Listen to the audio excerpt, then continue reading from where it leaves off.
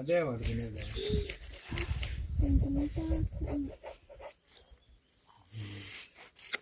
ఏందిరా నువ్వు చేస్తాను ఎక్కువ వచ్చేస్తాను.